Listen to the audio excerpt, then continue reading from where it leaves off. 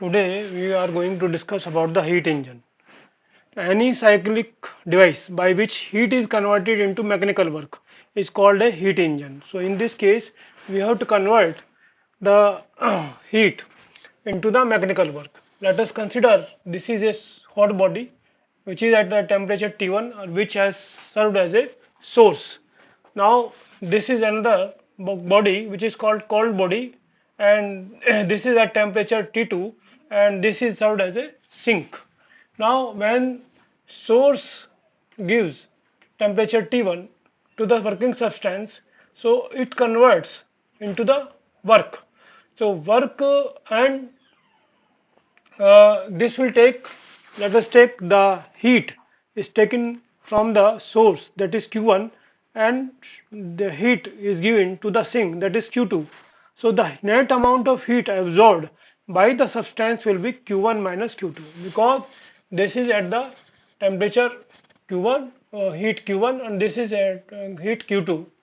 So the net heat amount of heat absorbed by the substance will be Q1 minus Q2, and this heat absorbed that converts into the work.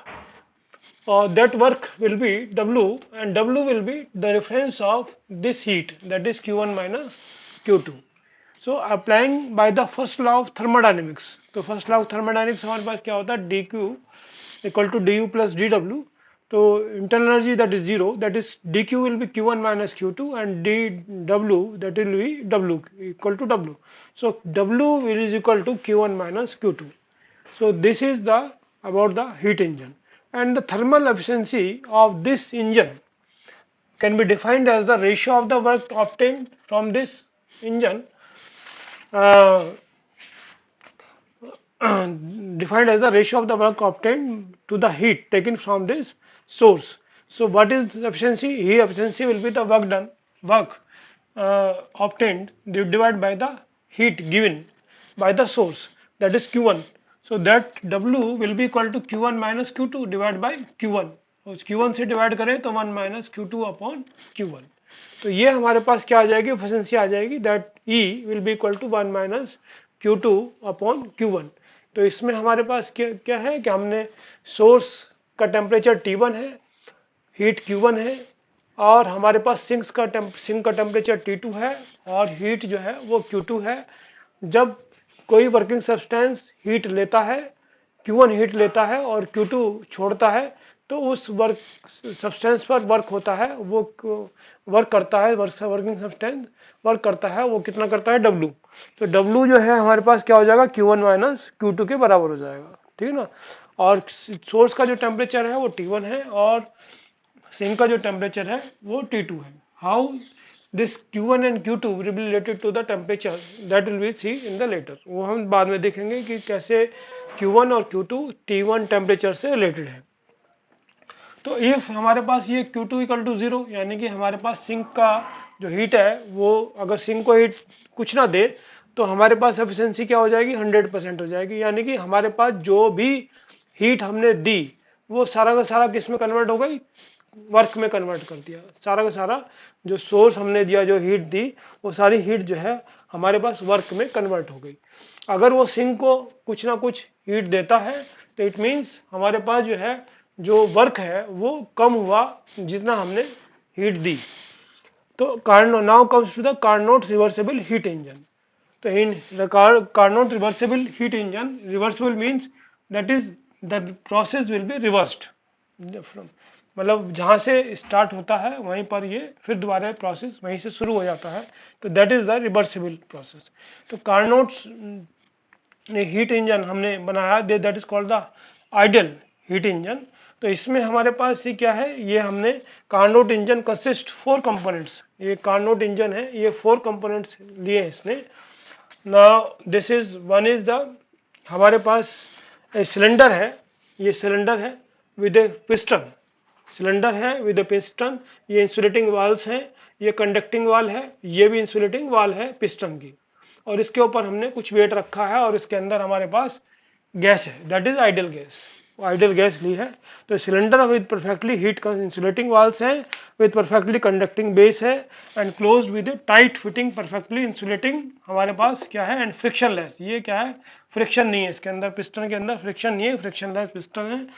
तो a fixed mass of gas is filled in the cylinder, ये fixed mass of the gas will be filled in the cylinder हमने किया है।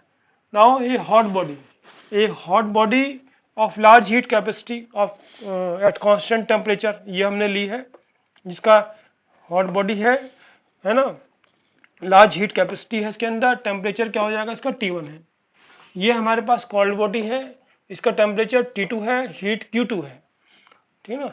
और ये हमारे पास perfect heat insulating stand है, ये स्टैंड जो है इंसुलेट है हमारे पास। तो हॉट बॉडी है, लार्ज हीट कैपेसिटी और कांस्टेंट टेम्परेचर T1, सर्विंग क्या करता है हमारे पास, सोर्स की तरह करता है ये। एक cold body of infinitely large heat capacity at constant temperature T2, serving है सिंक करता है a perfectly heat insulating stand. ये हमारे पास चार हमारे पास चीज है। तो working substance is imagine to go through a cycle 4 process known as Carnot cycle. तो ये 4 प्रोसेस हमारे पास होते हैं और इनको क्या कहते हैं, हम कार्नोट साइकिल कहते हैं। तो ये हमारे पास P और V वेव ग्राफ है, यानी कि हम जैसे जैसे प्रेशर बढ़ाते हैं वॉल्यूम घटता है या बढ़ता है वो हमें देखना है। तो जैसे हमने शुरू में हमने ये गैस ली, उसका प्रेशर क्या था, P1 था, वॉल्यूम V1 था। अब इसको हमने आइसोथर्मली इसको एक्सपेंड किया, हमने इसको क्या दिया, ये हमने इसको इस हॉट बॉडी पर प्रोसेस 1 में हीट हॉट बॉडी पर हमने रखा। तो जो प्रेशर P1 और V1 वॉल्यूम V1 था इसका, जब इसको हॉट बॉडी पे हमने रखा तो क्या हुआ, the cylinder is placed on the source and gas is allowed to expand. तो जब इस पे रखेंगे तो गैस क्या होगी, एक्सपेंड करेगी।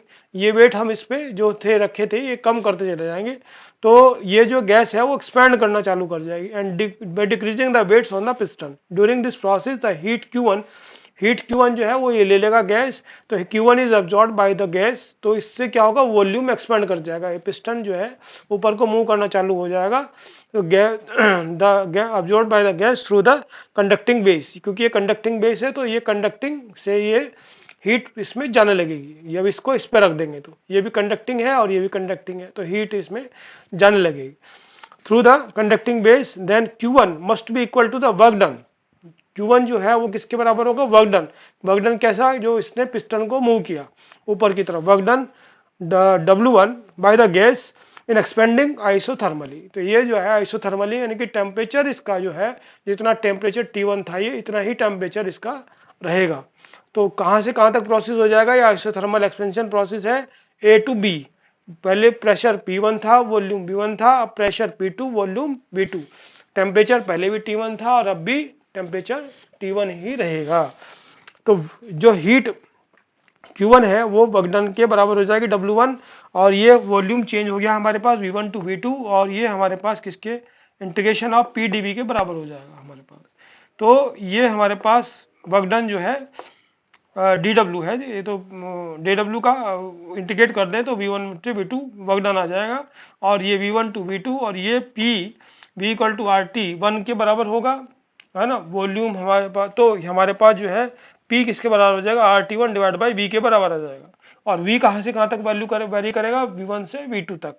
तो ये हमारे पास V1 से V2 और ये हमारे पास RT1 टेम्परेचर T1 है A to B, तो dV अपॉन V, और ये इसका इंटीग्रेशन करेंगे तो RT1 log E V2 upon V1 आ जाएगा। This is the first equation. Now comes to the process BC। This is the adiabatic expansion process. ये एडियाबैटिक एक्सपेंशन प्रोसेस है। तो इसमें हमारे पास प्रोसेस 2 है।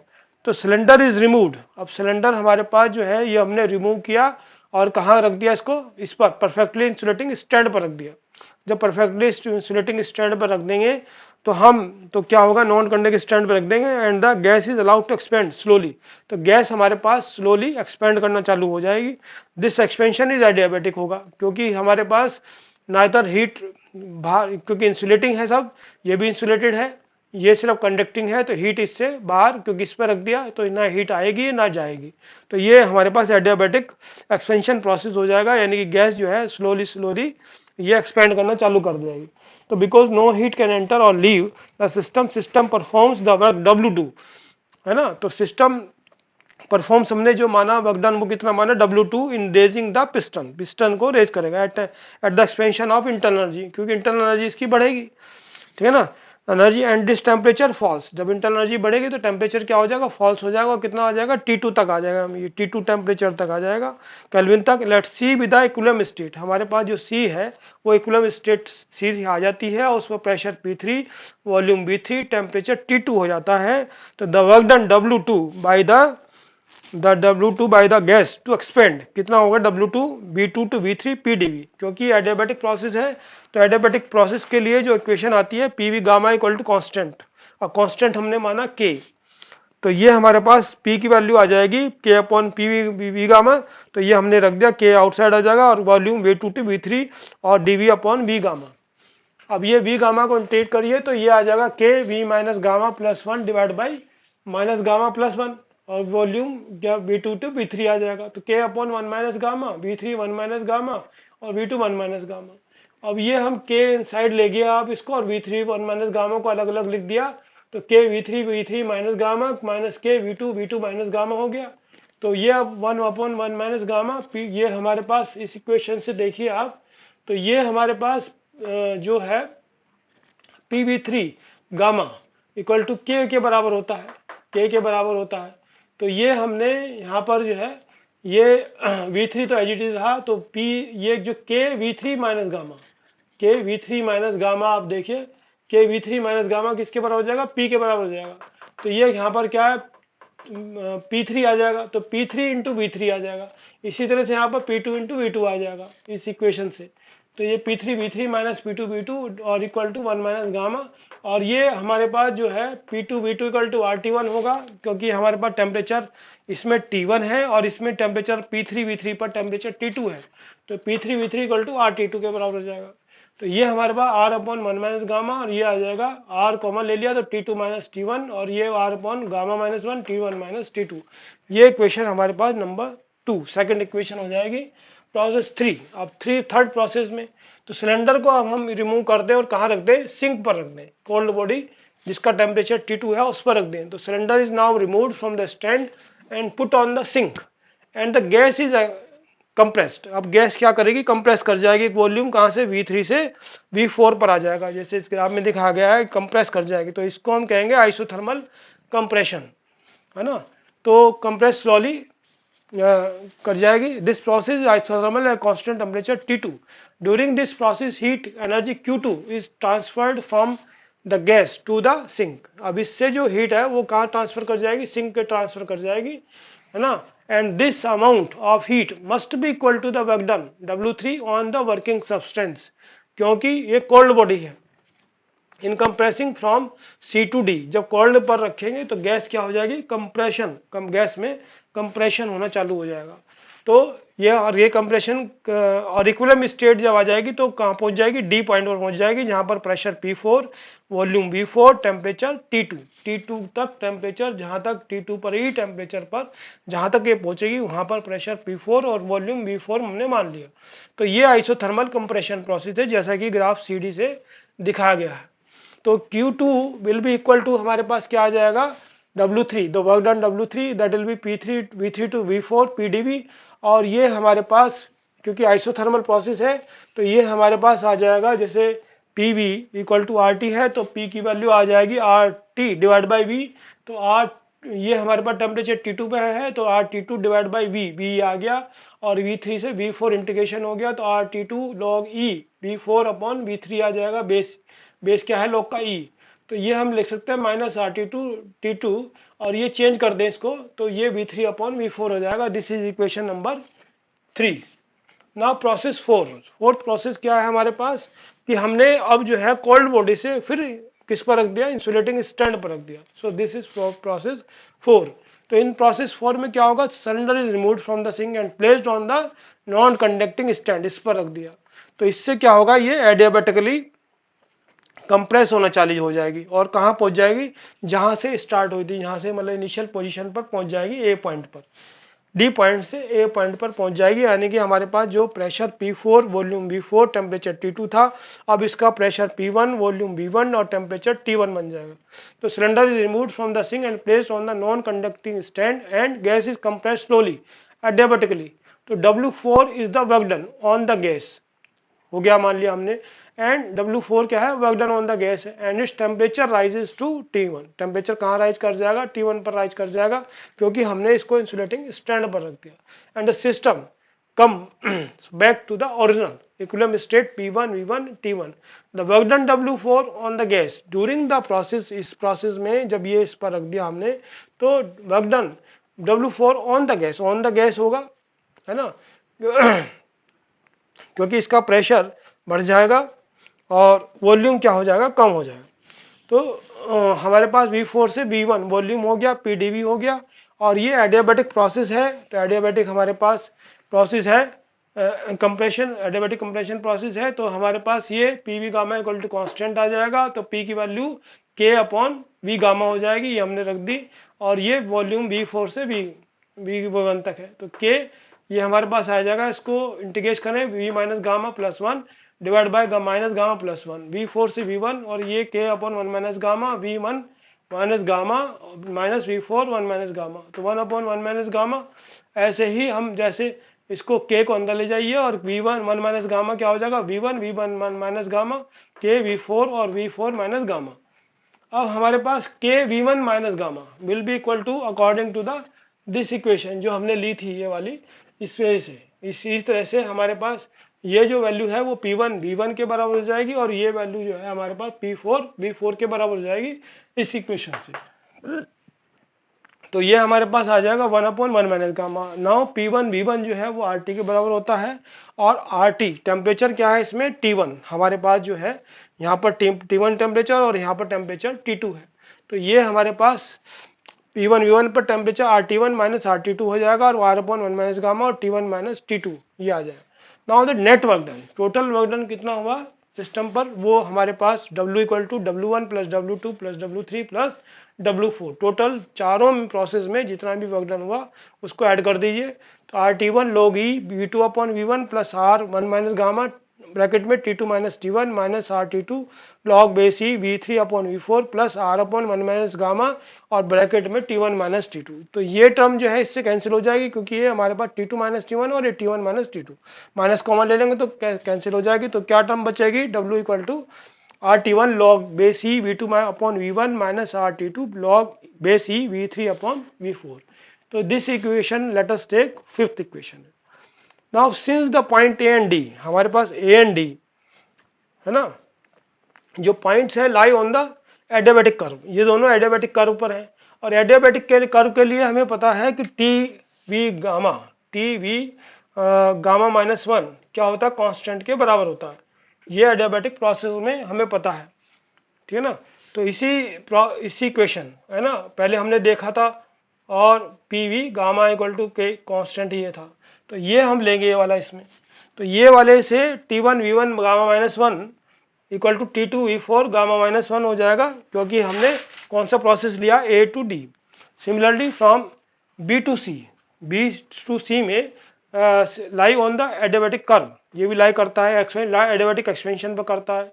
तो इस केस में क्या हो जाएगा, T1 V2 gamma minus 1 equal to T2 V3 gamma minus 1 from this equation.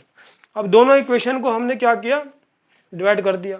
तो डिवाइड करने से हमारे पास क्या आ गया, T1 V1 gamma minus 1 divide by T1 V2 gamma minus 1 equal to T2 V4 gamma minus 1 divide by T2 V3 gamma minus 1, और ये आ जाएगा T1 से T1 कैंसिल, T2 से T2 कैंसिल, और ये आ जाएगा V1 gamma minus 1 divide by V2 gamma minus 1 equal to V4 gamma minus 1 divide by V3 gamma minus 1।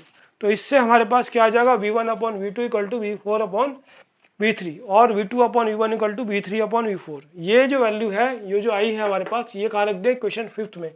तो हमारे पास क्या बन जाएगी equation, R equal to RT1 W equal to RT1 log base E V2 upon V1 minus RT2 log base E V2 upon V1। तो ये हमारे पास आ जाएगा W equal to R T1 minus T2 log base E V2 upon V1।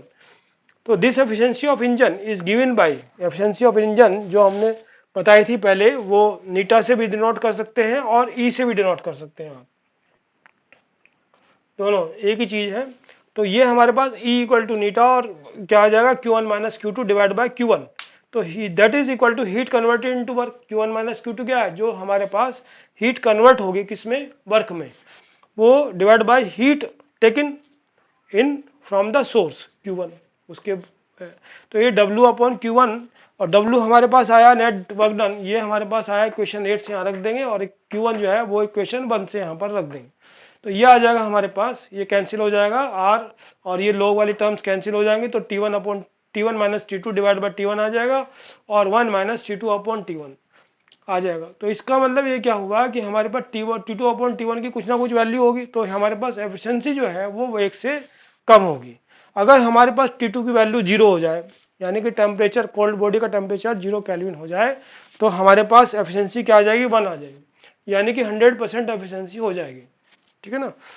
तो this expansion show that the efficiency depends on the temperature of the source and sinks and it is always less than 1, क्योंकि idol case में हो सकता है हमारे पास कि T2 equal to 0 और that can not possible.